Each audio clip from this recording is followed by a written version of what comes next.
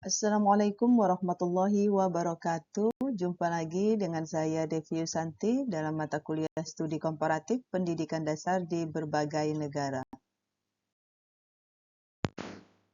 Yang pertama yaitu tentang 5 hal penting yang dibahas oleh penulis dalam materi pengayaan sesi 2 dengan judul Pendidikan Pendekatan Multikultural untuk Membentuk Karakter dan Identitas Nasional di Era Revolusi Industri 4.0, a Literature Review. Yang pertama yaitu dampak revolusi industri 4.0 terhadap kehidupan sosial dan pendidikan. Di mana perkembangan teknologi digital di era revolusi industri 4.0 membawa dampak positif dan negatif. Di satu sisi memudahkan komunikasi dan akses informasi, akan tetapi di sisi lainnya akan menurunkan interaksi sosial langsung, serta berpotensi adanya menimbulkan kesenjangan dan konflik antar individu maupun kelompok. Kemudian yang kedua, urgensi penerapan pendidikan multikultural sejak dini. Penanaman nilai-nilai multikultural perlu dilakukan sejak anak-anak agar mereka mampu memahami, menerima, dan menghargai perbedaan budaya, agama, etnis, serta latar belakang sosial. Hal ini penting digunakan untuk mencegah diskriminasi, radikalisme, dan adanya ketidakadilan sosial.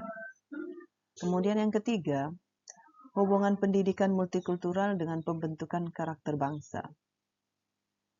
Pendidikan multikultural sendiri dipandang sebagai sarana strategis untuk membentuk karakter warga negara yang religius, toleran, disiplin, jujur, demokratis, serta cinta tanah air.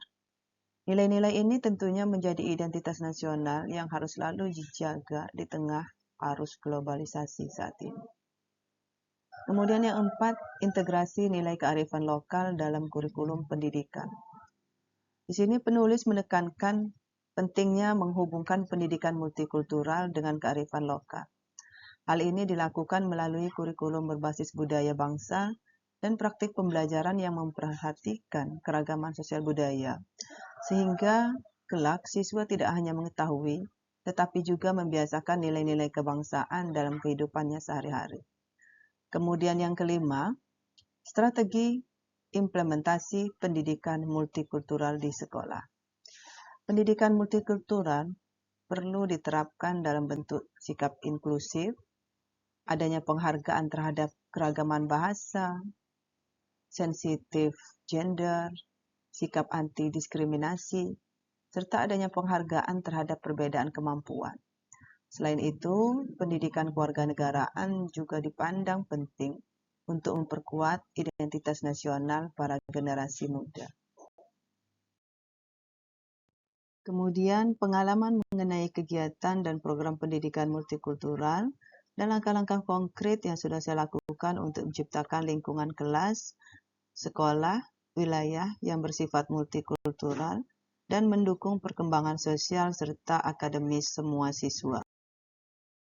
Pengalaman mengenai kegiatan dan program pendidikan multikultural yang sudah saya lakukan di SD Negeri 51 Krui, di mana siswa di sekolah kami ini sangat heterogen dari berbagai suku bangsa, suku Lampung, Jawa, Palembang, Sunda, bahkan campuran Amerika, Indonesia. Di sekolah saya, mereka terbiasa menggunakan bahasa mereka sehari-hari, akan tetapi memang mayoritas menggunakan bahasa Indonesia. Nah, untuk menjaga keharmonisan ini, kami guru-guru sering mengadakan kegiatan kebersamaan, yaitu kegiatan makan bersama, khususnya pada hari Sabtu, dengan membawa makanan khas dari daerah masing-masing. Kegiatan sederhana ini membuat siswa saling mengenal tradisi satu sama lain, sekaligus akan menumbuhkan sikap saling menghargai di antara mereka. Langkah-langkah konkret untuk menciptakan lingkungan multikultural di sekolah saya yang sudah saya lakukan, yang pertama yaitu mengintegrasikan nilai multikultural dalam pembelajaran harian. Di mana saat saya mengajar, saya sering memberikan contoh cerita atau tokoh dari berbagai suku bangsa Indonesia maupun internasional. Dalam pelajaran bahasa Indonesia misalnya, saya meminta siswa menulis pengalaman budaya keluarga mereka, lalu mereka saling berbagi di kelas. Yang kedua, mengadakan program hari budaya, seperti hari makan bersama, di mana siswa diminta membawa makanan khas dari daerahnya masing-masing, sehingga semua siswa akhirnya saling mengenal makanan dari daerah teman-temannya. Kemudian yang ketiga, menciptakan lingkungan kelas yang inklusif. Menyusun aturan kelas bersama siswa itu akan menekankan pentingnya toleransi di antara siswa, menghargai pendapat, dan tidak saling mengajak dialek, fisik, ataupun latar belakang di antara mereka. Kemudian saya meminta para siswa untuk menempelkan poster atau hiasan kelas yang mencerminkan keragaman budaya yang ada di Indonesia, seperti gambar-gambar pakaian adat dan sebagainya. Kemudian selanjutnya yaitu memberi ruang pada semua siswa untuk berkembang. Untuk siswa yang keturunan Amerika Indonesia, saya memberi kesempatan berbagi pengalaman uniknya, misalnya cerita tentang budaya Amerika.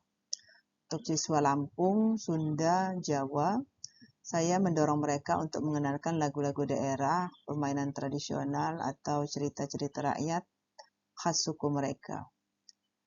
Kemudian yang terakhir, pembiasaan sikap multikultural dalam keseharian, mana saya mengajarkan cara menyapa dengan bahasa yang berbeda, misalnya bahasa Lampung, bahasa Jawa, Sunda, Palembang, dan seterusnya. Kemudian melatih siswa bekerja kelompok dalam komposisi siswa dari latar belakang mereka yang berbeda. Kemudian saya membiasakan siswa untuk saling menolong tanpa melihat perbedaan. Kemudian dampak yang saya harapkan dari kegiatan-kegiatan tersebut yaitu dampak sosial, dampak akademis, dan juga karakter. Di mana pada dampak sosialnya, siswa akan lebih terbuka, lebih toleran, serta mampu bekerja sama dengan teman-temannya yang berbeda budaya.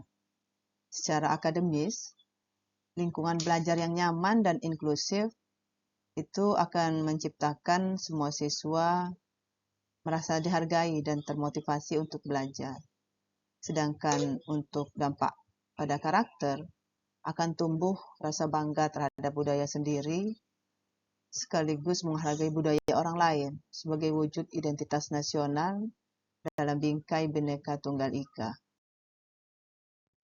Kemudian pembelajaran penting dari video New Boy oleh Oscar, di mana yang saya lihat dari video ini, yang pertama adanya kesulitan beradaptasi sebagai orang asing atau orang yang baru, di mana di sini terlihat Joseph, seorang anak yang pindah dari negara Afrika ke Irlandia, ia menghadapi situasi di mana sistem sekolah, kebiasaan sosial, dan interaksi harian yang sangat berbeda dari yang ia kenal sebelumnya.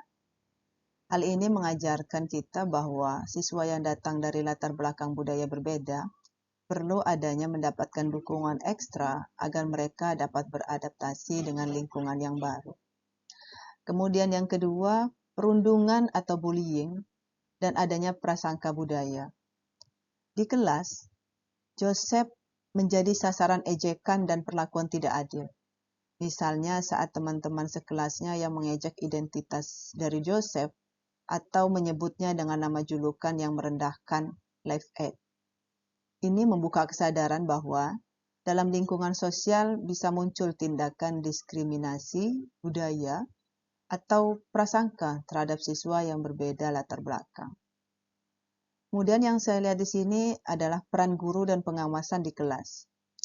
Guru di dalam cerita seringkali tidak menyadari atau tidak cukup responsif terhadap konflik atau ejekan yang terjadi antar siswa. Pelajarannya yaitu, guru harus sensitif terhadap gejala konflik budaya dan harus lebih aktif memantau interaksi siswa agar tidak terjadi perlakuan yang merugikan. Selanjutnya yaitu upaya menjembatani dan membangun adanya hubungan. Di dalam film, saat terjadi konflik, Joseph akhirnya mulai berinteraksi bersama siswa lain lewat humor, komunikasi, dan situasi bersama yang meleburkan diri. Artinya, meskipun latar belakang berbeda, ada kesempatan untuk membangun ikatan melalui aktivitas bersama, kesamaan manusia, atau momen kebersamaan. Kemudian yang terakhir, yaitu keberanian dan harapan dalam menghadapi tantangan. Joseph menunjukkan keteguhan, tidak langsung menyerah ketika diperlakukan berbeda, dan tetap berusaha untuk diterima. Akhirnya, setelah beragam cobaan dan momen-momen konflik, ada secercah senyum pada dirinya ketika melihat peluang persahabatan. Itu menunjukkan nilai bahwa meskipun pengalaman baru terkadang menyakitkan, dengan ketabahan dan dukungan, seseorang tetap bisa menemukan tempatnya. Sekian presentasi dari saya, Devi Yusanti. Mohon maaf apabila ada kesalahan. Terima kasih. Assalamualaikum warahmatullahi wabarakatuh.